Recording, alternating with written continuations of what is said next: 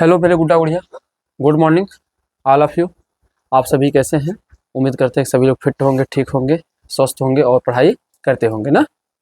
तो हम लोग क्लास 12th की बायोलॉजी सेशन को लेकर चल रहे थे और हमने इस बार 2026 और 27 का जो बैच है, हमने जो आगाज़ किया है डायरेक्ट 5 यूनिट से किया है। तो ये भी अपने आप में एक आश्चर्यजनक वाली बात है कि लोग सोचते हैं कि सर फर्स्ट यूनिट स्टार्ट होता है क्या, पादपों में लैंगिक जनन स्टार्ट होता है, पर हमने स्टार्ट क्या किया है, जीव और समष्टि। तो क्योंकि इसके पीछे पढ़ाने के कारण है कि लोग पर्यावरण को ढंग से समझते नहीं हैं और न ही समझना चाहते हैं। आवाज़ की जो जीवन है, पुष्पों में लैंगिक जनन के ज़्यादा बेहतर हमको पर्यावरण को समझना बहुत ज़रूरी है। एग्जाम के नज़रिए से इम्पॉर्टेंट है ये है, और फिर हाल के लिए हमको इसके लिए बेहतर है क्योंकि जीवन में हमारे लिए ये बहुत ज़रूरी है कि इन्वायरमेंट को कैसे स्थिर रखा जाए, समझ रहे हैं। इसलिए मेरा प्रयास है कि अगर इस क्लास से अगर पर्यावरण में 1% कुछ भी शुरुआत मतलब उसका कंट्रोल किया जा सकता है, नियंत्रित किया जा सकता है, तो मेरे लिए मैं बहुत ही बड़ा भाग्यशाली हूँ। इसीलिए मैं सोच रहा हूँ कि इस बार पहले इन्वायरमेंट पहले पढ़ाते बच्चों को ये बताने का प्रयास करें कि भैया इन्वायरमेंट भी बहुत महत्वपूर्ण टॉपिक है। जैसे पादपों में लैंगिक जनन होता है, मानव में लैंगिक जनन होता है, जनन स्वास्थ्य होता है, ऐसे ही ये भी चैप्टर इंपॉर्टेंट है। अब बच्चे इसको बहुत ज़्यादा जोर दे के नहीं पढ़ते हैं, पर मेरा ख्याल है कि इसे काफ़ी जोर दे के पढ़ा जाए, ठीक है। ताइए चलिए, जहाँ तक हम लोग पढ़ लिए थे बाबू, उसी के आगे हम लोग कंटिन्यू करते हैं ना। जहाँ तक पढ़ लिए थे उसी के आगे कंटिन्यू करते हैं। तो आज हम लोग पढ़ने वाले हैं जीवन वृंत भिन्नताएं। क्या पढ़ने वाले हैं? जीवन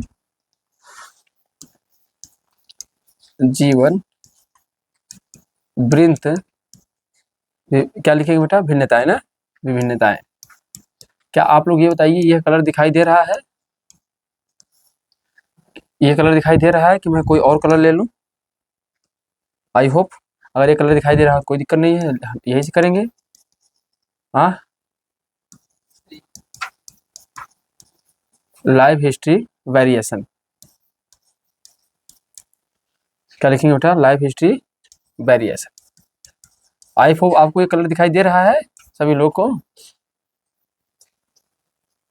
हाँ, सही है। देखो बच्चे, हम लोग समझने जा रहे हैं, क्या समझने जा रहे हैं यहाँ पे कि यार मेरे को इसमें कलर का ऑप्शन मजा नहीं देता है यार। मैं कलर तो लूंगा वही जो मेरे को पसंद है, ठीक है। कलर दिखना चाहिए, मतलब जो बच्चों को लिखो तो बड़े ही प्रमाणित रूप से दिखना चाहिए, ठीक है ना। तो हमारे लिए यह बेहतर है, तो हम यही लेते हैं, ठीक है। चलेगा, यहाँ से कोई भी पेन का सिलेक्शन ले लीजिए, कोई दिक्कत नहीं है ना। तो हम लोग पढ़ने वाले हैं क्या बेटा? लाइफ हिस्ट्री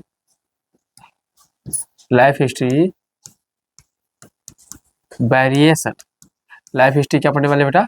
वेरिएशन, जिसको हम लोग क्या बोलते हैं? जीवन वृंत भिन्नताएं। क्या बोलते हैं? जीवन वृंत विभिन्नता। अब बेटा ये जो टॉपिक है ये आपके एनसीईआरटी में है हेडिंग के तौर पे, राइट। तो हेडिंग तौर पे है, तो हम इसे समझने का प्रयास करेंगे वास्तव में इस टॉपिक्स का अभिप्राय क्या है बेटा। अब देखो बाबू, सबसे बड़ी बात है, जहाँ भी समष्टि रहती होगी, समष्टि मतलब जहाँ जनसंख्या पॉपुलेशन रहता होगा, जहाँ भी जीव रहते होंगे, तो उसमें अपनी जनन करने की क्या होती होगी? क्षमता। क्या होती होगी? जनन करने की क्षमता। तो जनन करने की जो अधिकतम क्षमता, जो जनन करने की क्षमता को ये अधिकतम बनाने के लिए जो विकसित होता है, उसी को क्या बोलते हैं? जीवन वृंत भिन्नता है। मतलब जो जनन क्षमता को अधिकतम बनाए रखे, वही अवस्था क्या कहलाती है बेटा? जीवन वृंत भिन्नताएं। अब जानते हो हर कोई जीव होगा वो चाहता है कि संतान को जन्म दे, भैया प्रजनन करे, क्योंकि जब प्रजनन करेगा तभी तो उसकी आने वाली पीढ़ी लगातार निरंतर बनी रहेगी। अगर वो प्रजनन नहीं करता है तो आने वाले समय में पीढ़ी क्या हो जाएगी? समाप्त हो जाएगी। आने वाले समय में पीढ़ी क्या हो जाएगी बेटा? समाप्त हो जाएगी। इसलिए प्रजनन करना बेटा आवश्यक है। तो इंपॉर्टेंट होता है आपके कुछ ऐसे भी जीव होते हैं जो पूरे जीवन काल में एक बार ही प्रजनन करते हैं।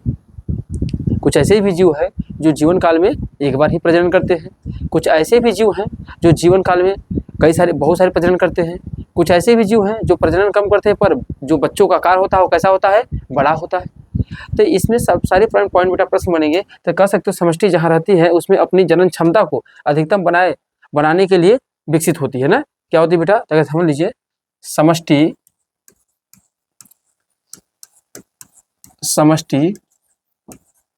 जहां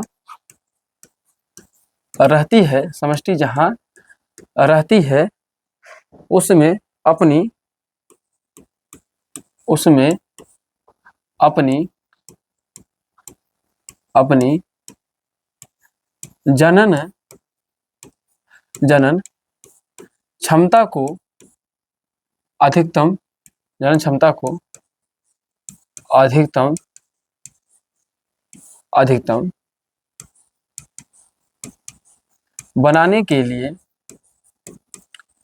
बनाने के लिए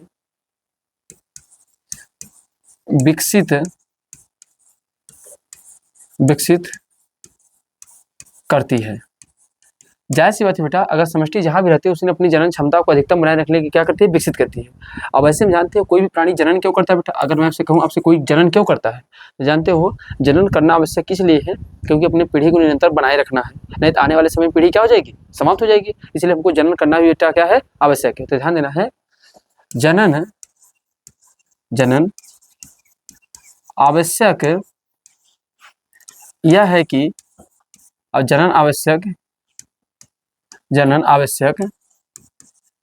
इसलिए है कि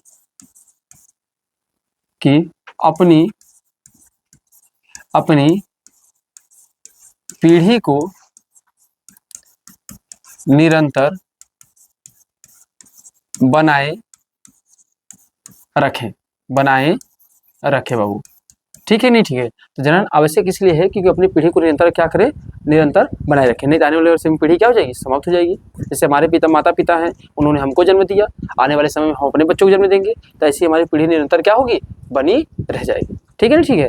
अब आपको बताऊँ ना, इसी को ध्यान देना, जो डार्विन थे, डार्विन साहब, तो डार्विनवाद अभी लैमार्कवाद डार्विनवाद हम लोग पढ़ेंगे, पर यहाँ नहीं पढ़ेंगे, इसके बाद पढ़ेंगे। पर ध्यान देना है, इसी को ध्यान देना हम लोग डार्विनवाद, जो डार्विन योग्यता भी कहा जाता है, क्या कहा जाता है बेटा, इसे हम लोग, इसे ध्यान देना हम लोग क्या कहते हैं, इसे डार्विन योग्यता भी कहते हैं, याद रखना बेटा, तो इसे डार्विन योग्यता भी कहते हैं। अच्छा बेटा, आज कुछ, अब देखो यहाँ सबसे बड़े पॉइंट है, यहाँ से क्वेश्चन कुछ क्या बनेगा बेटा, इस तरीके से, कुछ जीव ऐसे भी है बेटा जो कुछ है, ध्यान देना, कुछ जीव जीवन में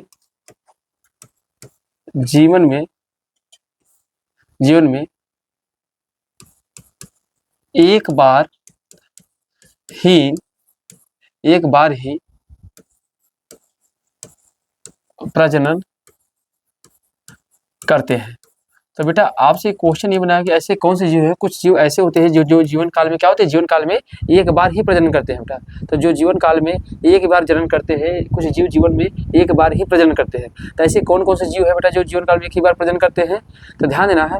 अगर आपसे बताऊँ ना, तो प्रशांत सागर की जो सैल्मन मछली है, सैल्मन फिश है, और इसके अलावा बांस, बम्बू, ये जीवन काल में सिर्फ एक बार ही प्रजनन करते हैं बेटा, मतलब एक बार ही पीढ़ी को अपने बनाएंगे, दोबारा नहीं करते हैं। तो आपसे पूछा जाएगा, तो इसका एग्जाम्पल बेटा किसको बताएंगे,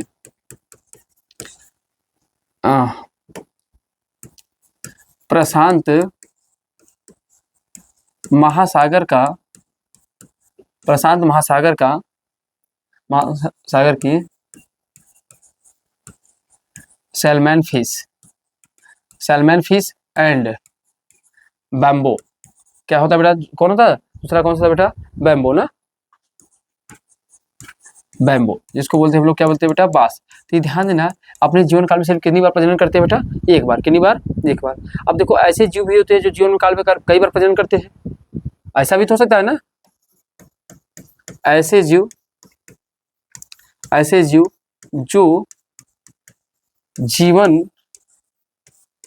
काल में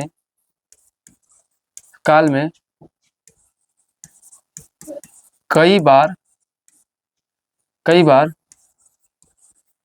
प्रजनन करते हैं। तो बेटा ऐसे जीव जो जीवन काल में कई बार प्रजनन करते हो, जानते हो कौन कौन से होते हैं, तो जो लगभग जो पक्षियाँ होती है बेटा, जो पक्षी होती है, जो स्तनधारी होती है। अब देखो क्या कहते हैं, जो पक्षियाँ होती है वो क्या होती है, अंडे को देती हैं और अंडे के माध्यम से प्रजनन करती हैं। और जो स्तनधारी जैसे मनुष्य भी आता है, तो मनुष्य भी तो अपने जीवन में कई बार पैदा करता है, हैं, समझ रहे हो। तो ध्यान देना, प्रजनन में देखेंगे पक्षी भी और क्या है बेटा, स्तनधारी, ये सभी प्रजनन करते हैं बेटा। अच्छा, अब आपको बताऊँ ना, ये एक दो ऐसे जीव है बेटा, ध्यान देना, यह दो ऐसे जीव है बेटा, एक है ऑस्ट्रिच जिसको बोलते हैं क्या, शुतुरमुर्ग ना बेटा, एक होता है प्लेगिक फिशेस, ये अत्यधिक संख्या में छोटी साइज की संतति पैदा करते हैं बेटा। तो इसके लिए बेटा ये एग्जाम्पल ये भी याद कर लेंगे, क्या करेंगे, जो आपके पास क्या है बेटा, आपके पास ऑस्ट्रिच, कौन है बेटा, ऑस्ट्रिच हो गया बेटा। इसके अलावा क्या हो गया, पेलेगिक फिश, पेलेगिक फिश। अब इसके बारे में खास बात पॉइंट क्या है बेटा, जानते हो, ये अधिक संख्या में छोटी साइज की संतति पैदा करते हैं। ऐसे दो जीव हैं, आ जाओ। यह है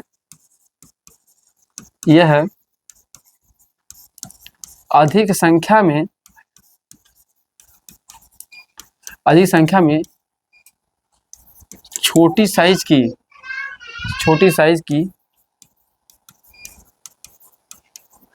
संतति पैदा करता है। ठीक है बाबू। तो अगर पूछा जाए जो ऑस्ट्रिच है, फिन है, पेलेगिक फिश है, यह ध्यान देना अधिक संख्या में छोटी साइज की, तो आपसे क्वेश्चन पूछा जा सकता है अधिक संख्या छोटी साइज में संख्या में अधिक से अधिक प्रजनन कौन करता है बेटा, तो आप बता देंगे कौन, ऑस्ट्रिच हो गया और कौन होगा, पेलेगिक फिश हो गए ना।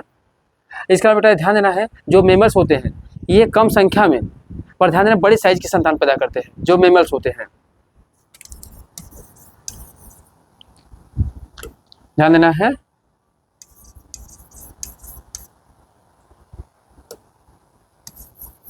मेमल्स, इनके बारे में खास पॉइंट क्या ले सकते हो, कम संख्या में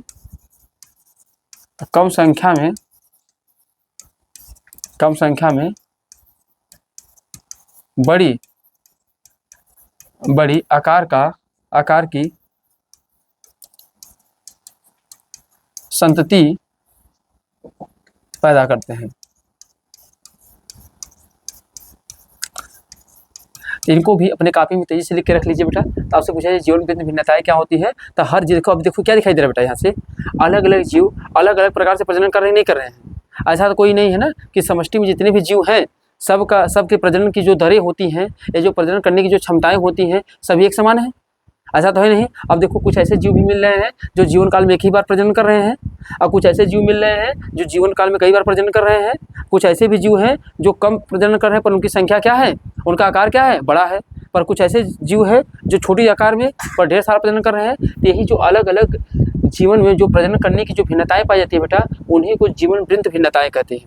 बोलो बात समझे नहीं समझे, ये बात समझ पाए ना, कि अलग अलग हर जीव के प्रजनन करने की जो दरें होती हैं अलग अलग होती हैं। हर जीव के प्रजनन करने की जो दरें होती हैं अलग अलग होती हैं।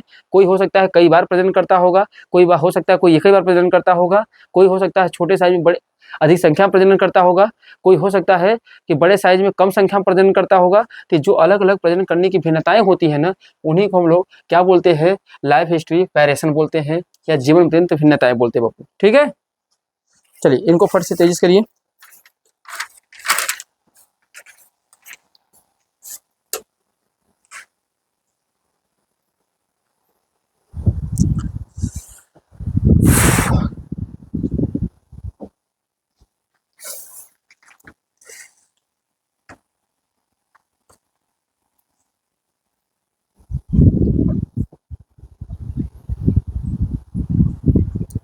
हो गया भाई, हो गया सभी का, तो आराम समझ पाए ना। अगर तुझे जीवन वृत्त भिन्नताएं क्या तो समझ पाए नहीं समझ पाए सभी लोग। तो मतलब हर जीव के प्रजनन करने की जो दरें होती हैं वो क्या होती हैं, अलग अलग। हर जीव की प्रजनन करने की दरें क्या होती है बेटा, अलग अलग। और यह सभी डिपेंड करेगा इसके ऊपर, पर्यावरण के ऊपर। अब जाहिर सी बात है कुछ जीव ऐसे होंगे जो अधिक संख्या जन्म दरों को दिखाएंगी, और कुछ ऐसे जीव होंगे जो बहुत ही कम दिखाएंगे, और कुछ ऐसे होंगे जो बड़े आकार के जीव जन्म देते होंगे पर संख्या कम होती होगी, कुछ छोटे आकार के जन्म देते होंगे पर संख्या बहुत अधिक होती होगी। तो यही जो अलग अलग भिन्नताएं पाई जा रही है जनन में, उसी को हम लोग क्या कहते हैं बेटा, तो उन्हीं को हम लोग क्या कहते हैं, जीवन वृत्त भिन्नताएं कहते हैं। क्या कहते हैं, जीवन वृत्त भिन्नताएं। चलिए आगे बढ़े, आइए अगर आगे की बात करेंगे बेटा तो ध्यान देना, अब समष्टि की हम देखेंगे पारस्परिक क्रियाएं। क्या देखेंगे, समष्टि की पारस्परिक, क्या पढ़ेंगे बेटा, पारस्परिक ना, पारस्परिक क्रियाएं। अब देखो बेटा, अगर हम लोग ये पढ़ने जा रहे हैं समष्टि की पारस्परिक क्रियाएं, मतलब जो समष्टि में जो जीव हैं उनके संबंध के बारे में पढ़ने जा रहे हैं। किसके बारे में बेटा, जो जीव हैं उनका संबंध कैसा है उनके बारे में पढ़ने हैं। अब ध्यान देना बेटा, अगर मैं आपको संबंध की बात करेंगे बेटा ना, तो देखेंगे जो जीवों के मध्य संबंध है, जीवों के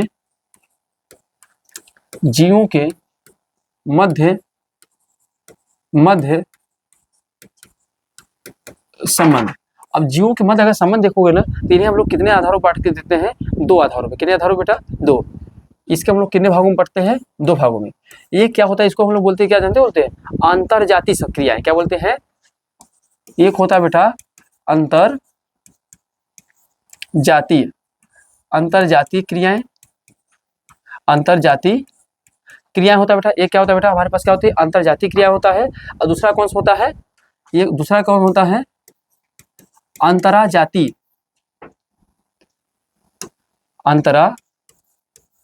जातीय क्रियाएं। अब आप कहेंगे सर ये दोनों मतलब क्या है, इन दोनों में मतलब क्या है बच्चे, अंतरा जातीय क्रिया किसे कहते हैं, अंतर जातीय क्रिया किसे कहते हैं, और अंतरा जातीय बेटा। तो ध्यान देना बाबू, बहुत आसान तरीके से, बहुत ही सरल बातें हैं। जब बेटा ध्यान देना है, जब एक ही जाति के 2 या 2 से अधिक जीवों के मध्य संबंध पड़ते हैं, जैसे हिरण है, हिरण के मध्य संबंध पड़ेंगे, कुत्ता के मध्य संबंध पड़ेंगे, समझ रहे हो, शेर के मध्य संबंध पड़ेंगे, तो दोनों एक ही जाति के ही नहीं है। शेरनी होगी, भले से अलग हो गया और जाति अलग है, पर दोनों को देखेंगे तो वो क्या है, वंशज एक ही जैसा है। तो बेटा ध्यान देना है, अगर आपसे कहें तो जब समान जातियों के जीवों के बीच होने वाली क्रियाओं को हम लोग क्या कहेंगे, अंतर जाति। क्या कहेंगे, समान जातियों के बीच होने वाले संबंधित क्रियाओं को हम लोग क्या कहेंगे, अंतर जातीय क्रियाएं। और जबकि भिन्न जातियों के मध्य, जैसे शेर है बकरी के बीच में कैसा रिलेशन है, शेर का हिरण के बीच में कैसा रिलेशन है, जब इसके बारे में पढ़ते हैं तो उसे हम लोग क्या बोलते हैं बेटा, अंतरा जातीय क्रियाएं। तो क्या ये बात समझ पाए, नहीं समझ पाए ना। यहाँ लिख सकते हैं, क्या लिख सकते हैं बेटा, है कि समान जातियों के जीवों के बीच, समान जातियों के जीवों के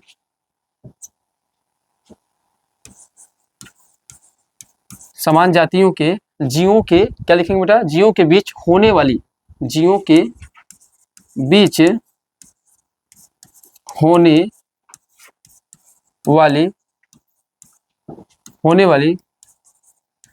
क्रिया को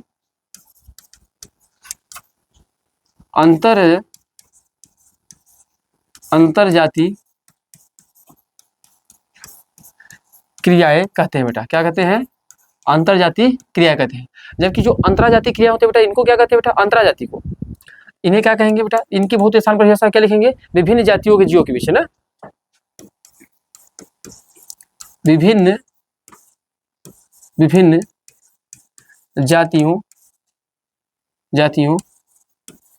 जीवों के मध्य क्रियाओं को अंतरा जाति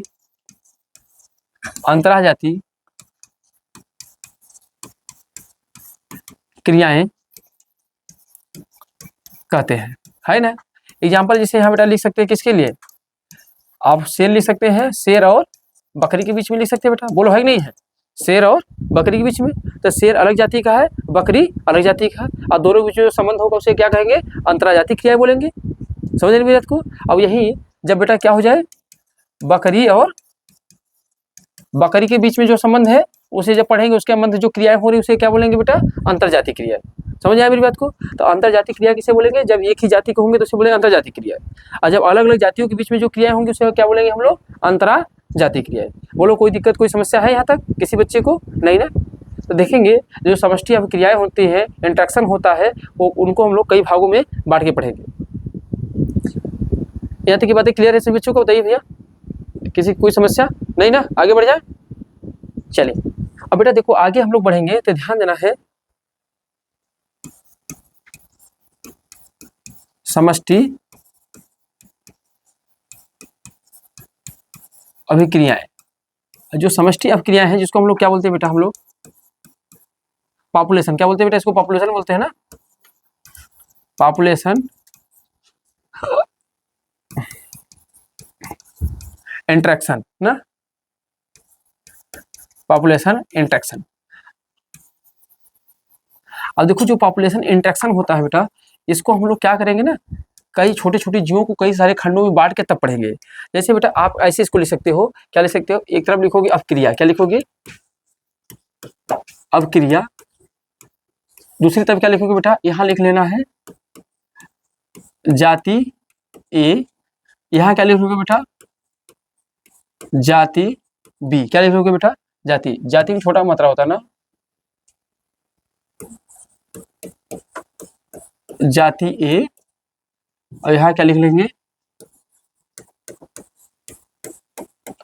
जाति बी। तो देखो बच्चे इस तरीके से आप ग्राफ बना लीजिए, क्या करिए, इस तरीके से आप इस ग्राफ को बना लीजिए। अब देखो यहाँ से जब हम लोग पढ़ने की कोशिश करेंगे ना, तो सबसे पहले जो आता है हम लोग पहले नंबर पे पढ़ेंगे किसको, मतलब पढ़ेंगे, क्या बता रहे हैं आपको, सहोपकारिता। क्या होता है बेटा, सहोपकारिता। और जो सहोपकारिता होता है तो इसको हम लोग जानते हो क्या बोलते हैं, इसको क्या बोलते हैं, म्यूचुअलिज्म। क्या बोलते हैं,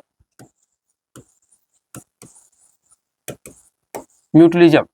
इसको क्या बोलते हैं बेटा, म्यूचुअलिज्म। तो याद रखना इसे हम लोग क्या बोलते हैं, म्यूचुअलिज्म की स्पेलिंग गलती है क्या बेटा, सही कर लीजिए, ध्यान देना, क्या लिखेंगे, म्यूचुअलिज्म।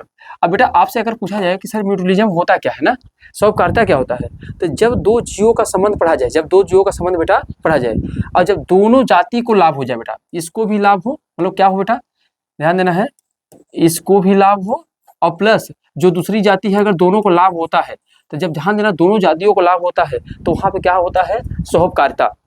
जब दोनों जातियों को लाभ होता है तो वहां क्या होता है, सहोपकारिता। जैसे आपको समझाने में थोड़ा समझा दे रहा हूँ, भौरा और परागण, भौरा और परागण। अब जैसे जो भौरा होता है और जब पंखुड़ियों पे जाके बैठता है तब पंखुड़ियों से उसे क्या मिल जाता है, रस मिल जाता है, भौरे को क्या मिल जाएगा, रस मिल जाएगा, उसे भोजन मिल जाएगा। अब फूल को क्या फायदा हो गया कि उसके वजह से जो पराग कण होंगे उसके कहाँ चले जाएंगे, वर्ती काग्र में। तो बताओ दोनों जातियों को लाभ हो गया नहीं हो गया, भौरे को भी लाभ हुआ और प्लस उसको लाभ हुआ, फूल को भी लाभ हो गया। तो जब दोनों जातियों को लाभ होता है, जैसे यहाँ मैं आपको समझाने समझा दे रहा हूँ पर अभी आगे आपको पढ़ाने वाला हूँ पूरा, भौरा काम करो भाई, डिस्टर्ब नहीं करो, भौरा एवं परागण। क्या बेटा इसके बेस्ट एग्जाम्पल है नहीं है, भौरा एवं परागण। तो इसको क्या, जब दोनों जातियों को बेटा लाभ होने लगता है तो इसे क्या बोलते हैं, सहोपकारिता। क्या बोलते हैं, सहोपकारिता। दूसरा क्या, और दूसरा कौन सा होता है बेटा, परभक्षिता। क्या होता है, परभक्षिता। परभक्षिता क्या बोलते हैं, पैरिडेशन। क्या बोलते हैं, पैरिडेशन। और जो परभक्षिता होता है बेटा, इसमें अगर पूछा जाए पैरिडेशन में अगर इसमें पूछा जाए क्या होता है, तो इसमें ध्यान देना है, एक जाति को क्या होगा बेटा, लाभ, और दूसरी जाति को क्या होगा, हानि। तो ध्यान देना है, जब एक जाति को लाभ हो दूसरी जाति को हानि होगा तो उसे क्या बोलेंगे, परभक्षिता। क्या बोलेंगे, परभक्षिता। फिर इसके एग्जाम्पल सब समझाएंगे, ठीक है। फिर तीसरा क्या होता है बेटा, तीसरा क्या होता है, परजीविता। क्या होता है, परजीविता। अब परजीविता को क्या बोलते हैं बेटा, हाँ कोई बताएगा, परजीविता को क्या बोलते हैं, हाँ। तो जो परजीविता होता है तो इसमें क्या होता है बच्चे, ये ध्यान देना, यहाँ पे भी एक जाति को लाभ और दूसरी जाति को क्या होता है बच्चे, हानि। तो यहाँ भी एक जाति को लाभ और दूसरी जाति को क्या होता है बेटा, हानि। फिर क्या होता है बेटा, सभोजिता। क्या होता है, सभोजिता। चौथा क्या होता है, सभोजिता। अगर हम लोग सभोजिता की बात करेंगे बेटा, तो ध्यान देना, एक जाति को तो लाभ होगा और दूसरी जाति को ना लाभ नहीं हानि। जब लाभ हानि हो तो उसे जीरो से दिखा देते हैं, किससे दिखा देते हैं, जीरो से। तो ध्यान देना, जब किसी एक जाति को लाभ हो दूसरी जाति को कुछ ना हो तो उसे क्या कहेंगे, सभोजिता। क्या बोलेंगे, सभोजिता। और उसके बाद बेटा कौन होता है, स्पर्धा। क्या होता है, स्पर्धा। क्या होता है, स्पर्धा बेटा। तो स्पर्धा में क्या करेंगे, ध्यान देना, दोनों जातियों को हान होगा, दोनों जातियों को क्या होगा बच्चे, हान। जब दोनों आपस में संबंध रखेंगे तो दो के दोनों को क्या हो जाएगा, हान। जब दोनों खान होगा तो उसे क्या कहेंगे, स्पर्धा। और फिर छठा क्या होगा बेटा, तो ध्यान देना, छठे के लिए आप क्या ले सकते हो बेटा, असहभोजिता। क्या बोलेंगे, असहभोजिता। असहभोजिता में क्या कर सकते हैं बेटा, तो ध्यान देना है, एक जाति को तो कुछ भी नहीं होगा, एक जाति को बेटा क्या होगा, कुछ नहीं, और दूसरी जाति को क्या मिलेगा, लॉस होगा। तो ध्यान देना, अब ये देखो, इन्हीं को हम लोग को क्या करना है, आपका जो लास्ट यूनिट चल रहा है हमको इन्हीं को पढ़ना है। तो अगर आपसे ध्यान समझने की कोशिश करेंगे, यहाँ से बेटा याद रखेंगे, अभी एक को पढ़ेंगे। सहोपकारिता में क्या होगा, जब दोनों जातियों को लाभ होगा तो उसे क्या कहेंगे, सहोपकारिता। क्या कहेंगे, सहोपकारिता। ठीक है। और जब एक जाति को लाभ और दूसरी जाति को हानि होगा तो उसे क्या बोलेंगे, परभक्षिता। क्या बोलेंगे, परभक्षिता। पर दूसरी जाति को लाभ फिर एक को हानि होगा तो उसे भी क्या बोलेंगे, परजीविता। क्या बोलेंगे, परजीविता। फिर सहभोजिता किसे बोलेंगे, एक को लाभ दूसरे को क्या मिलेगा, हानि। ठीक है। अब फिर स्पर्धा में क्या होगा, दो के दोनों को क्या होगा, हानि। और जबकि असहभोजिता में क्या होगा, एक को कोई प्रभाव नहीं पड़ेगा और दूसरे का क्या हो जाएगा, हानि हो जाएगा। ठीक है। चलिए, तो सबसे पहले एक एक करके हम लोग पढ़ना चालू करते हैं। तो सबसे पहले डालेंगे बेटा, क्या डालेंगे आप लोग, परभक्षण। क्या डालेंगे, परभक्षण। इसी परभक्षता को हम लोग बोलते हैं, परभक्षण भी बोलते हैं। ठीक है, चले समझना चालू करें।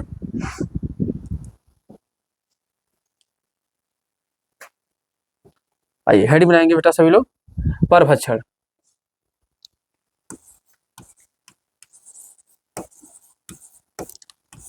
परभक्षण, परभक्षण को क्या बोलते हैं बेटा हम लोग,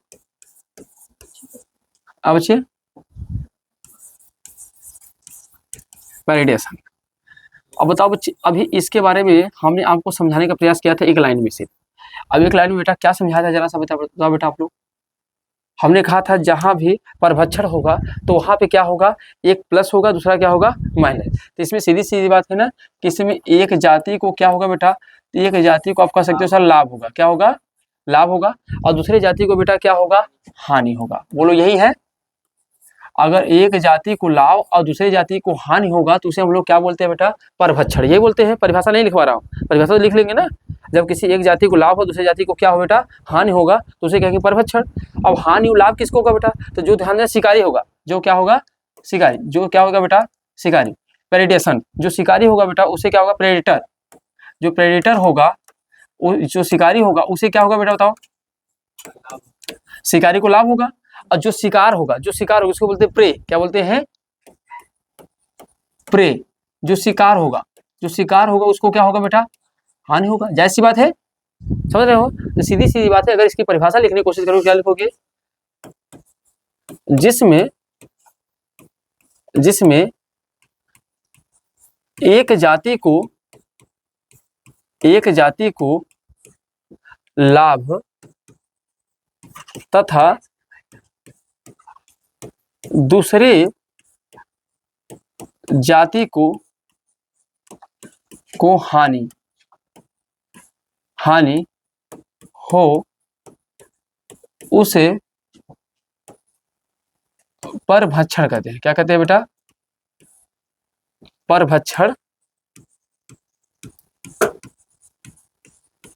कहते हैं। तो ये बात तो समझ में आ रहा है कि जब किसी एक जाति को क्या हो जाए बेटा, लाभ हो जाए, एक जाति को क्या हो जाए, लाभ, और दूसरे जाति को क्या हो जाए बेटा, ध्यान देना है, क्या हो जाए, लाभ, हानि हो जाए, तो उसे हम लोग क्या कहेंगे, परभक्षण।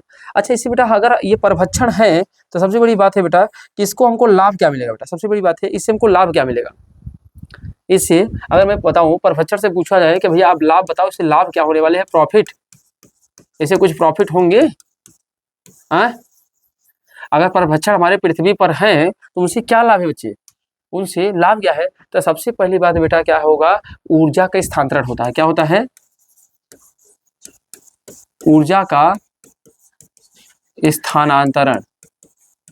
ऊर्जा के स्थानांतरण कर सकते हो, एक प्रकार से एनर्जी बेटा क्या होगा, फ्लो होगा। तो ध्यान देना है, यहाँ से क्या होगा, ऊर्जा के स्थानांतरण। अब जायज़ सी बात है, जब ये परभक्षण होंगे किसी चीज़ को खाएंगे तो ऊर्जा उनके अंदर जाएगी, और फिर उन परभक्षण को कोई खाएगा तो ऊर्जा अगले में ट्रांसफर हो जाएगा।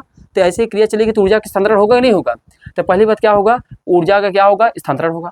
और दूसरी चीज़ें बेटा क्या होंगी, अगली चीज़ें क्या होंगी, तो आप ये भी कर सकते हो, जो प्रे होंगे, शिकार की संख्या होगी वो क्या होगी, नियंत्रित रहेगी। प्रे, शिकार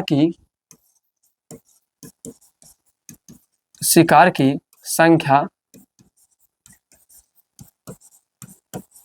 नियंत्रित रहेगा। अब बेटा इसका मतलब क्या होगा, प्रे मतलब शिकार की संख्या नियंत्रित रहेगा। अब बताओ अगर इनको जो शिकार है, अगर इनके खाने वाले शिकारी नहीं रहेंगे तो इनकी संख्या बहुत ज़्यादा बढ़ जाएगी, और संख्या अगर किसी भी चीज़ की बहुत ज़्यादा बढ़ जाएगी तो कहीं ना कहीं इसका क्या है, विनाश ही है। अब जैसे अभी देखिए कि ऑस्ट्रेलिया में लगभग ऊँटों की संख्या बहुत ज़्यादा बढ़ गई थी, ऊँटों की संख्या बहुत ज़्यादा बढ़ गई थी। और जब ऊँटों की संख्या बहुत ज़्यादा बढ़ गई, क्योंकि वहाँ पे रेगिस्तान है, डेजर्ट एरिया है, और ऊँट के लिए क्या चाहिए, डेजर्ट चाहिए, तो उनके लिए अनुकूल स्थिति थी, और संख्या इतना ज़्यादा बढ़ गई कि पूरी फसल को ही नष्ट कर दे रहे थे। वहाँ खाने के लिए लोगों को दिक्कत होने लगा था, रोडों पर चल आ गए थे, सड़क जाम होने लगे थे। ऐसे में वहाँ सरकार आदेश देगा के 5000 ऊँटों को मरवा दी। आखिर क्या करे, अब उसको ट्रांसपोर्ट करना भी महंगा पड़ रहा था। तो ऐसे ही बताओ अगर ये शिकार की संख्या बहुत ज़्यादा बढ़ जाएगी तो यही शिकार रोडों पर उतर आएंगे, आपके फसलों में आ जाएंगे, पूरी फसल खत्म हो जाएगी, तो बताइए अब खाएंगे क्या। तो इनकी संख्या कंट्रोल होना भी तो बहुत जरूरी है। इसलिए बेटा ये ध्यान देना है, ये क्या करता है, शिकार की संख्या को भी क्या करता है बेटा, कंट्रोल करता है, ठीक है। और ध्यान देना है इसके साथ बेटा क्या होता है, जो शिकार होते हैं शिकार की विविधता को भी बनाए रखता है। क्या करता है, शिकार के विविधता को बनाए रखता है बेटा। तो अगर आपसे पूछा जाए तो ये ध्यान देना है, शिकार की विविधता को क्या करता है बेटा, बनाए रखता है, और उसके साथ साथ उनके मध्य प्रतिस्पर्धा को भी कम करता है। क्या करता है, और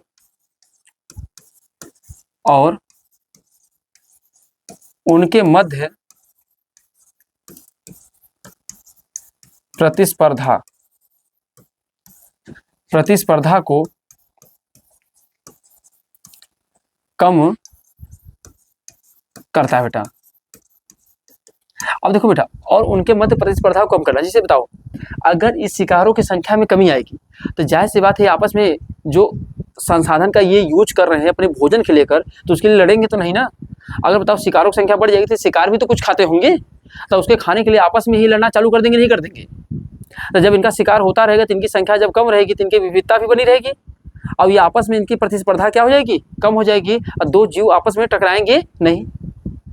अब जाहिर सी बात है अगर मान लीजिए कीड़े मकोड़ों की संख्या बहुत ज़्यादा हो गई तो कीड़े मकोड़े सूक्ष्म चीज़ों को खाते हैं, और जो सूक्ष्म चीज़ों को खाते हैं अब उनकी संख्या अगर कम है और उनके कीड़े मकोड़ों की संख्या ज़्यादा है, तो बताओ उस जो भी उसको खाने के सामान मिलेंगे तो सोचेंगे ना ये सभी सामान हम ही को मिल जाए, तो आपस में ये क्या करना चालू कर देंगे, लड़ना चालू कर देंगे।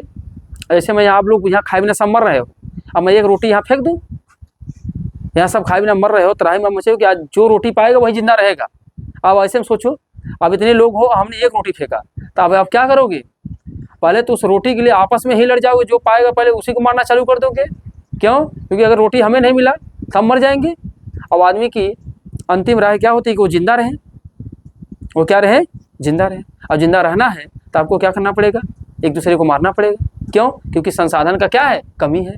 तो कोई भी चीज़ की संख्या अगर बढ़ेगी तो संसाधन की कमी हो जाएगी, और संसाधन की कमी हो जाएगी तो इससे आपसी संघर्ष क्या हो जाएंगे, बढ़ जाएंगे।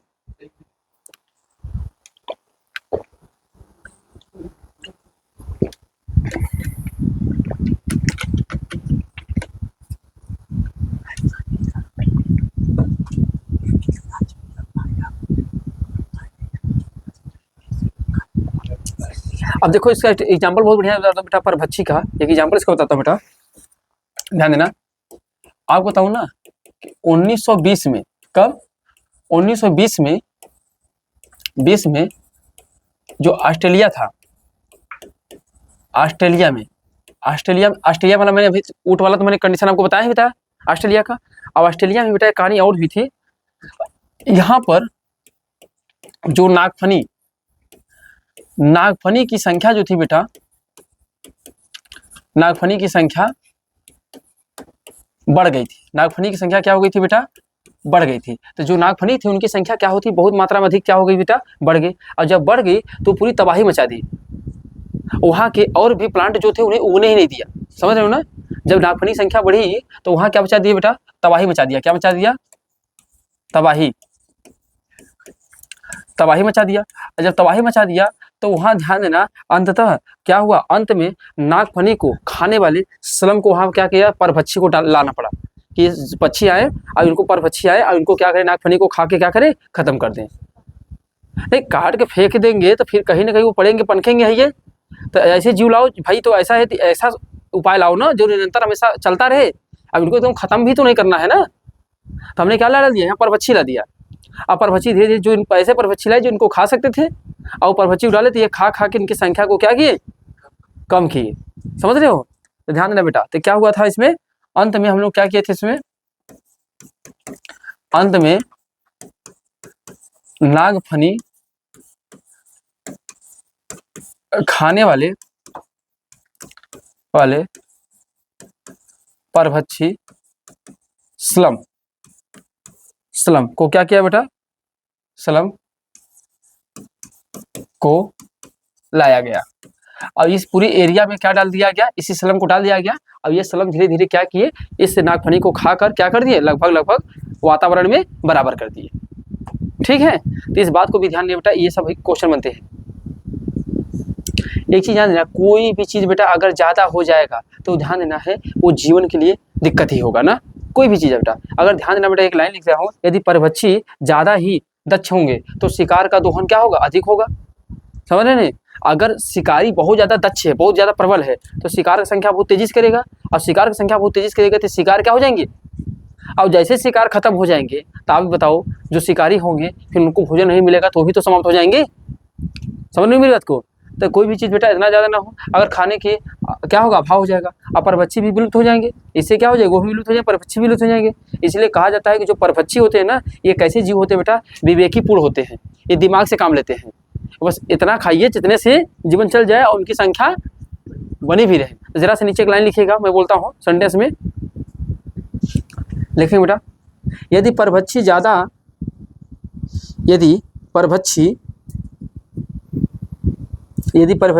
ही दक्ष होंगे, यदि परभक्षी ज्यादा ही दक्ष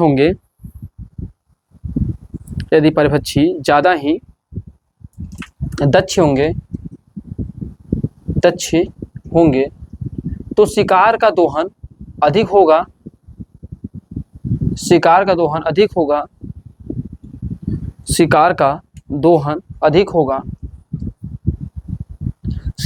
अधिक होगा, तो शिकार विलुप्त हो जाएंगे,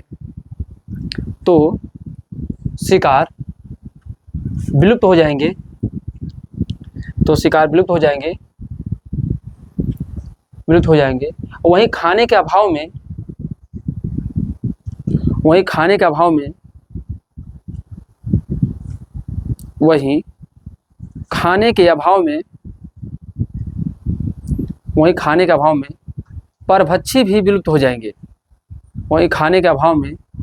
परभक्षी भी विलुप्त हो जाएंगे,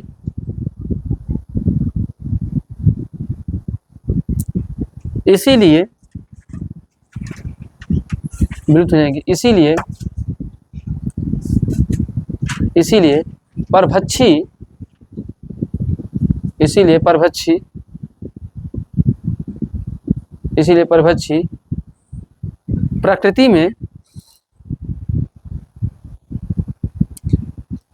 परभक्षी प्रकृति में विवेकी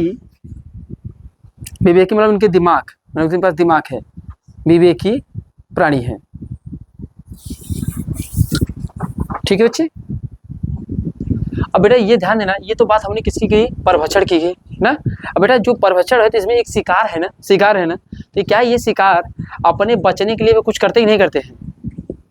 पहले भाई जिन्हें शिकारी खाने आएगा तो क्या इनके पास कुछ प्रोटेक्शन है, तो थोड़ी सी बात हम नहीं समझेंगे, क्यों नहीं है बेटा। शिकारों के बचाव के उपाय देखेंगे, शिकारों के बचाव के उपाय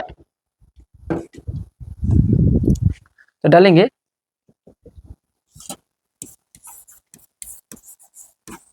शिकारों के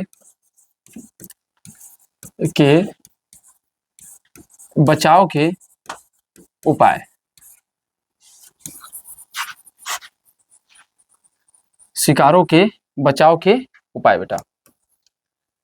अब ये जो शिकार है ये अपने बचाव के लिए बेटा क्या कर सकते हैं। अब जैसे देखो जो जंतु होंगे जो दो पादप होंगे दोनों अपने बचाव करते हैं, जानते हो ना। जैसे बचाव के लिए क्या आएंगे, जंतु भी आएगा बेटा, कौन आएगा, और जंतु भी आएगा, क्या हो रहा है बच्चे, पादप भी। ये दोनों ही बचाव करते हैं, ये दोनों ही बचाव करते हैं। जरा सा कैसे करते हैं जरा समझिएगा। अब जैसे कोई जंतु होगा बेटा, क्या होगा, जब कोई जंतु होगा जैसे कीट और मेढक, क्या होंगे बेटा, जैसे कीट एवं मेढक, मेढक ये जानते हो अपने बचाव को लेकर क्या करते हैं बेटा, ये छद्मावरण करते हैं। क्या करते हैं, छद्मावरण। अब छद्मावरण जानते हो क्या होता है, जैसे ये क्या होते हैं ना, जैसे कीट और जो मेढक होते हैं, अब ये ऐसे वृक्षों को चुनते हैं, ये ऐसे उसको चुनते हैं कि जैसा वृक्ष का कलर होता है वैसे कलर में ये होते हैं, तो उसमें ये छुप जाते हैं। तो जो शिकारी होता है तो पहचान नहीं पाता कि है कहाँ, समझ रहे हो। मेढक भी अपने कलर को इस तरीके से डिजाइन कर लेता है कि वो उसी पानी में जैसे ऐसा लगे ऊपर से कूड़ा करकट टाइप का है, पत्ती उत्ती सड़ी गली है, तो ये क्या होते हैं, अपने आप को क्या करते हैं, ढक लेते हैं, आवरण कर लेते हैं। तो बचने के लिए बेटा अगर कीट और मेढक में देखेंगे तो क्या पाया जाता है, छद्मावरण। इसको हम लोग क्या देते हैं, कैमोफ्लेज भी कहते हैं। क्या बोलते हैं इसको हम लोग, इसको बेटा अगर आपसे बात किया जाए इसको क्या कहते हैं, कैमोफ्लेज। तो याद रखना बेटा ये छद्मावरण भी करते हैं। जैसे बेटा आपको बताऊं ना, एक हमारे पास क्या थी, मोनार्क तितली। कौन थी बेटा,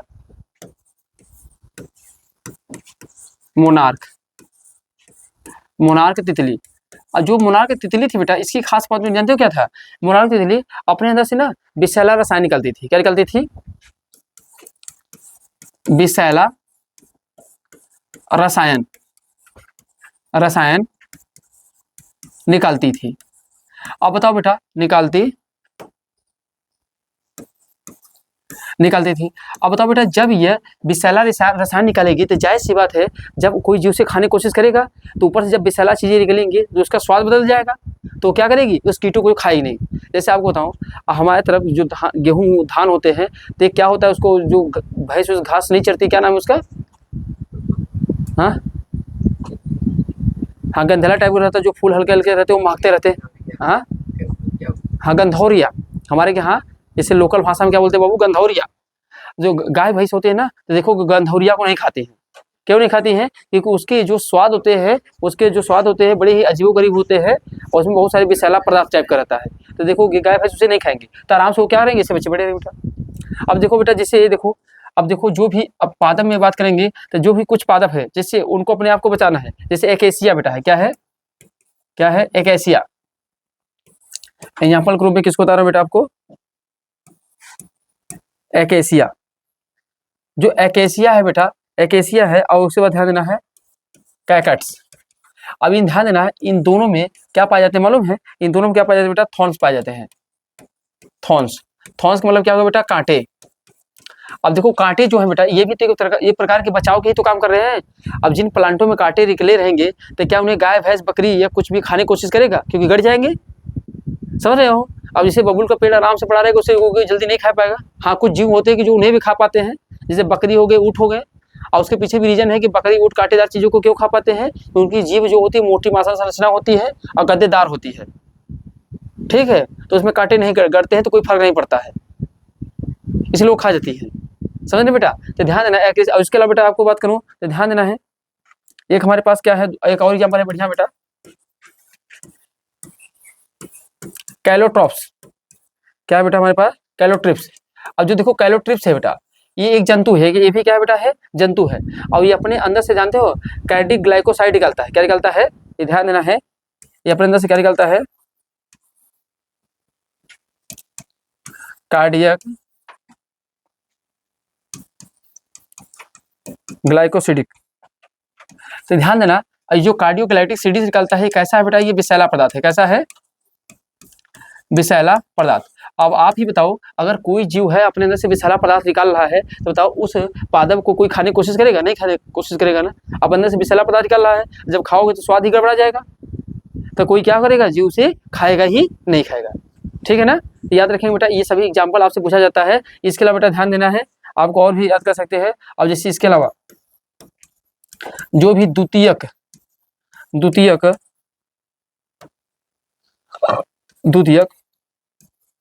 उपचायक, तो जो द्वितीयक जैसे बेटा तो उसमें क्या पाया जाता है बेटा, आपसे बात करा जाएंगे तो उसमें पाया जाता है निकोटीन। क्या पाया जाता है, निकोटीन। अब इसे जो चाय हो गया, कहवा हो गया, इस सभी में क्या पाया जाता है? निकोटीन। अब उनके पत्तों को कोई चर नहीं पाता है। जैसे चाय की खेती कर लो तो जानवरों से कोई दिक्कत नहीं है। क्यों? क्योंकि उसमें निकोटीन पाया जाता है, और निकोटीन कैसा होता है? विषैला होता है, कसैला टाइप का होता है। अब कसैले कोई जीव खाएगा नहीं, समझ रहे हो? तो ये सभी भी बेटा अपने अंदर कोई स्पेशल चीजें जो निकलती है, जिससे इनके अंदर क्या हो जाता है बेटा? बचाव हो जाता है। ठीक है, कोई दिक्कत, कोई समस्या? तो समझ गए ना? तो जीव भी अपने जो शिकारी होते हैं, जो प्रे होते हैं, वो भी अपना बचाव करते हैं। प्रे भी अपना बचाव करते हैं। कैसे करते हैं? इन तरीकों से ना। कैसे करते हैं? इन तरीकों के माध्यम से वो अपना क्या करते हैं बेटा? बचाव करते हैं ना। कीटों मेढक, क्या बेटा? ये कैटस, CACTUS, कैटस, हाँ कैक्टस। इनको फट से कर लीजिए।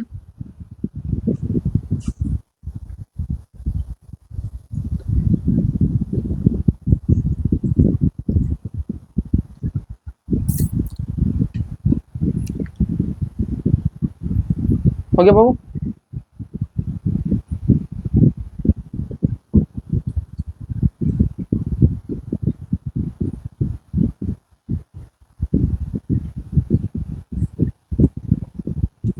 चलिए, तो ये थोड़ी सी मैंने बात बता दी है कि जीव कैसे बचाव करते हैं ना। अब आइए बेटा, हम लोग बात कर रहे हैं किसकी? परजीविता की। परजीविता, जो परजीविता है इसको हम लोग क्या बोलते हैं भैया? पैरासाइट्स। क्या बोलते हैं? पैरासिट्स। अब बताओ बच्चे, परजीविता किसे कहेंगे? परजीविता के लिए मैंने एक लाइन लिखवा दिया बेटा। अब बताओ परजीविता किसे कहेंगे बाबू? बताओ। तो परजीविता में जानते हो ना, एक जीव को क्या होगा? लाभ, और दूसरे जीव को क्या होगा बेटा? हानि। यही होगा ना। एक जीव को इसमें क्या होगा बेटा? एक जीव को तो हमने कह दिया लाभ होगा, और दूसरे जीव को बेटा क्या होगा? हानि। तो जिसको लाभ होता है उसे जानते हो क्या बोलते हैं? उसे बोलते हैं परजीवी। क्या बोलते हैं? परजीवी, अर्थात पैरासाइट। क्या बोलते हैं? पैरासाइट। और दूसरा क्या होगा बेटा? ध्यान है, जिसको हानि होगा उसे बोलते हैं परपोषी। क्या बोलते हैं? परपोषी। जिसको बोलते हैं हॉस्ट। क्या बोलते हैं? हॉस्ट। तो ध्यान देना, जिसको हानि होगा उसे परपोषी बोलते हैं, और जिसको लाभ होगा उसे क्या बोलते हैं? परजीवी। अब यह परजीवी क्या करते हैं? किसी जीव के शरीर में घुस जाएंगे और वहीं पर रहकर अपना भोजन प्राप्त करते रहेंगे। तो बताओ, जिसके शरीर में घुसे होंगे उसे परपोषी कहेंगे। अब बताओ, उनके अंदर जो भी प्रोटीन, विटामिन, कार्बोहाइड्रेट बन रहा है वो आराम से बना मैटर उनको मिल रहा है, आराम से खाते पीते हुए पड़े हुए हैं, तो उन्हें हम लोग क्या बोलेंगे बेटा? परपोषी। और जिनको हानि होगा उन्हें हम लोग क्या बोलेंगे? मतलब जिसको लाभ होगा उसे क्या बोलेंगे? परजीवी। और जिसको हानि होगा उसे क्या बोलेंगे? परपोषी। तो देखो, इसमें एक जीव को लाभ, दूसरे जीव को क्या हो रहा है? हानि। तो जहां पे एक जीव को लाभ, दूसरे जीव को हानि होगा उसे हम लोग क्या बोलेंगे बेटा? परजीविता। क्या बोलेंगे? परजीविता। जैसे एग्जाम्पल के लिए बेटा बताओ, अच्छा जो जुआ है, अब जुआ आपके शरीर पर है, अब जुआ आपके शरीर पर है तो आपको क्या कर रहा है? आप बना बनाया भोजन निकाल रहे हैं, अब आपके भोजन को क्या कर रहा है? यहाँ से ये प्राप्त कर ले जा रहा है। तो भैया ये जो जुआ है, तो जुआ क्या है? परजीवी है। अब आप शरीर लेके अपना दिए हैं उसे, तो आप क्या हो गए? परपोषी हो गए। समझ रहे बेटा? तो याद रखेंगे। तो सोचिए परजीवी के लक्षण क्या होते हैं बेटा? इंपॉर्टेंट क्वेश्चन ये है कि भैया परजीवी के लक्षण,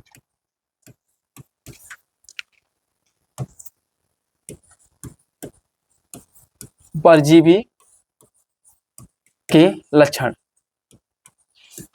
बताओ भैया। परजीवी के लक्षण क्या होते हैं बेटा? तो अगर परजीवी के लक्षण बताएंगे ना, तो ये ध्यान देना, सबसे पहली बात है बेटा, अधिक जनन दर होते। कितना होते हैं? ध्यान देना, अधिक जनन दर बताते हैं। अधिक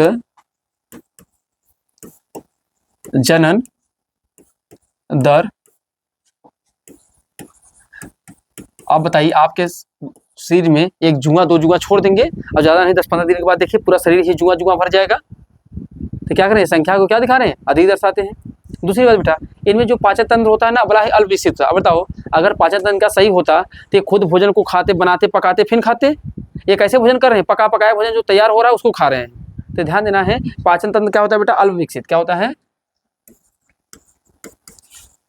पाचन तंत्र अल्प विकसित। तो पाचन तंत्र कैसा होता है बेटा? अल्प विकसित होता है, इनके अंदर होता है। और क्या खास पॉइंट होता है इसके अंदर? इसके अलावा बेटा अगर आपसे मैं बात करूं तो ध्यान देना, संवेदी अंग नहीं होता है। क्या होता है? संवेदी अंग नहीं होता है। इसके अलावा बेटा इनके पास जानते हो क्या पाया जाता है? इनके पाया जाता है हुक्स। क्या पाए जाते हैं?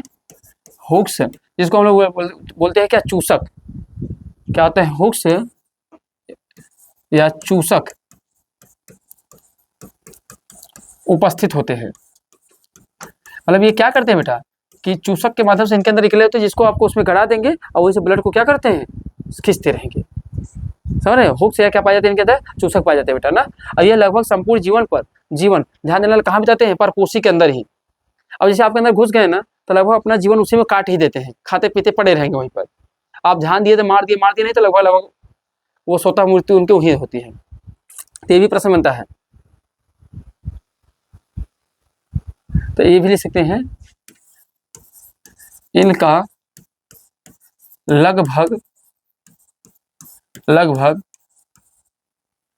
लगभग संपूर्ण जीवन परपोषी के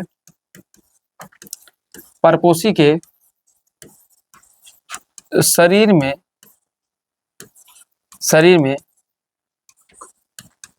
व्यतीत होता है। मतलब अगर सोचिए होता है, अब आपके सिर में जूं पड़ गया, तो जो जूं आपके शरीर में पड़ा हुआ है, अब जब उसे आप जानेंगे तब तो, और जब तक जानेंगे तब भरे में अपना पूरा जीवन जी चुका होता है। पकड़ लिए तो मार दिए, नहीं तो पड़ा रहा, आपका खून चूस रहा है आराम से। ठीक है,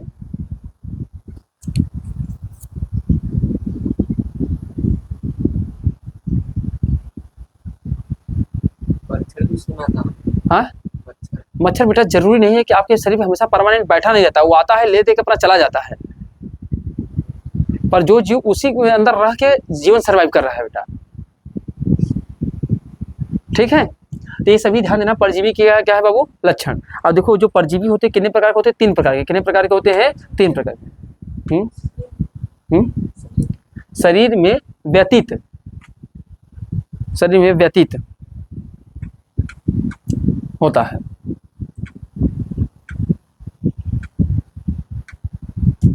चले आगे बढ़े, चल। अब देखो बाबू, जो परजीवी होता है, ये परजीवी कितने प्रकार के होते हैं बेटा, 3 प्रकार के। ये 3 प्रकार होते हैं बच्चे, तो 3 प्रकार होते हैं। अब ये को हम लोग क्या बोलते हैं बेटा, बाह्य परजीवी। क्या बोलते हैं, बाह्य परजीवी। क्या बोलते हैं,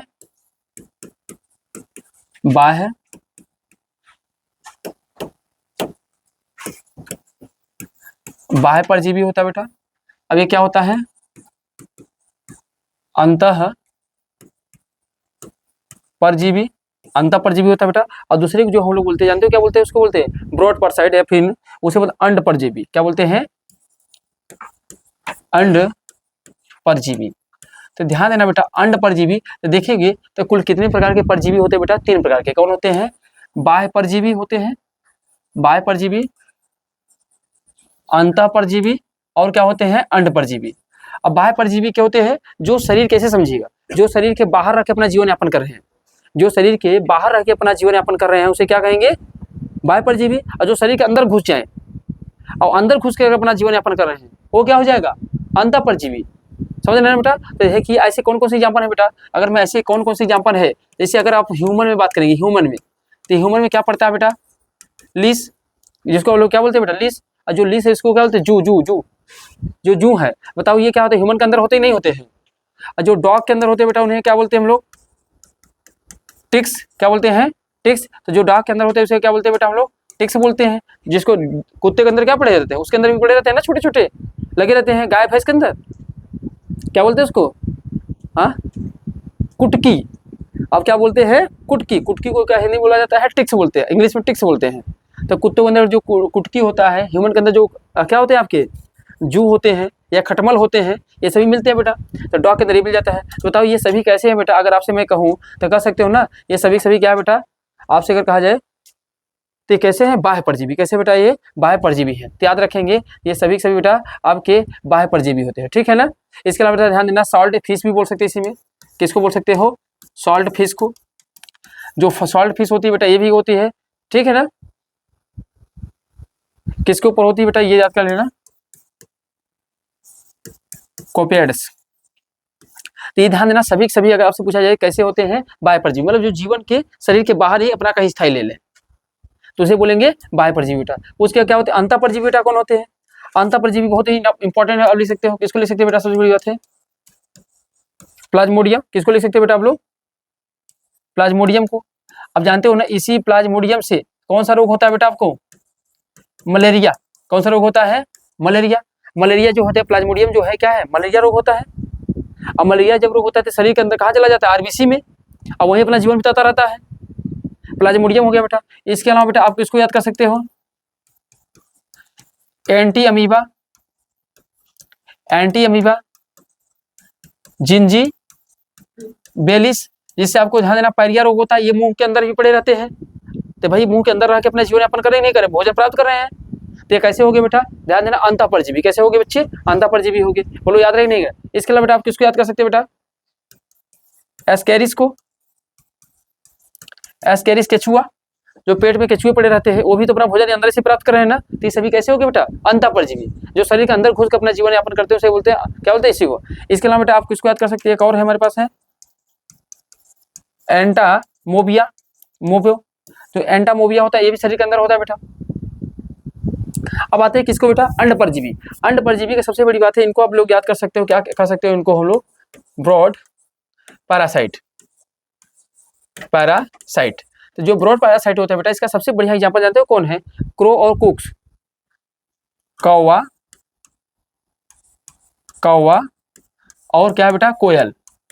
अब खास बात क्या है बेटा, जानते हो, जो कौवा होता है, जो कोयल होता है, इन दोनों में खास बात क्या है बेटा, कि जो कोयल होता है ना, वो कभी भी, कोयल ध्यान देना, घोंसला नहीं बनाता है। ये क्या करता है, ये घोंसला नहीं बनाता बेटा, नहीं बनाता। ये जब घोंसला नहीं बनाता है तब होगा क्या, जब घोंसला नहीं बनाता है, पर ये जो कौवा होता है ये घोंसला बनाता है बेटा, क्या करता है, घोंसला बनाता है। ये घोंसला बनाता है बेटा, ये नहीं बनाता है। पर खास बात जानते हो क्या है, जो कौवे का अंडा होता है, जो कोयल का अंडा होता है ना, इनके जो अंडा होते हैं ना, अंडा एक समान होता है। क्या होता है, एक समान होता है बेटा, इनका अंडा क्या होता है बेटा, एक समान होता है। तो कोयल क्या करेगा, अपने अंडे को ले जाकर कौवे के घोंसले में डाल देगा, और कौवा ये समझ नहीं पाता है कि अंडा कोयल का है, और उसी को वो क्या करता है, सेकर एक बच्चे को पैदा करा देता है, और वहां से क्या निकल जाता है, कोयल। समझ रहे हो, तो इसी को हम लोग क्या बोलते हैं, अंड परजीवी।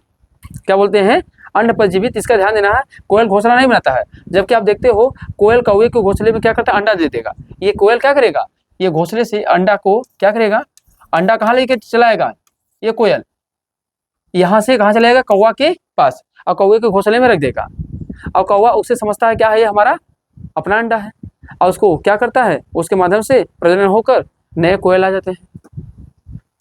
ताई बात समझ में। तो ध्यान देना है, अगर आपसे मैं कहूँ परजीवी कुल कितने प्रकार के होते हैं बेटा, तो परजीवी आप बता सकते हैं कुल सर 3 प्रकार के। कितने प्रकार के, 3 प्रकार के ना। ये कहाँ बेटा, 60 पेज के लिखे हैं, कोपियोड्स, ठीक है, COPEPODUS, ठीक है। तो बच्चे ये ध्यान देना है, तो ये हमारे क्या थे, परजीवी थे। तो कल आपका इस चैप्टर का लास्ट क्लास होगा, जिसमें हम लोग पूर्णतः इस चैप्टर के जीव और समष्टि वाले टॉपिक को कंप्लीट कर देंगे ना। तो आज क्लास यहीं रखते हैं, अब फिर मिलते हैं अगले क्लास में। तो यहाँ तक की बातें आपको समझ पाए नहीं समझ पाए, तो आज हम लोग ने किसके बारे में समझ लिया बेटा, इन सभी चीज़ों के बारे में क्या क्या एक एक चीज़ को हमने समझ लिया है, ठीक है। तो मिलते हैं अगले क्लास में, तब तक के लिए सभी को जय हिंद, जय भारत।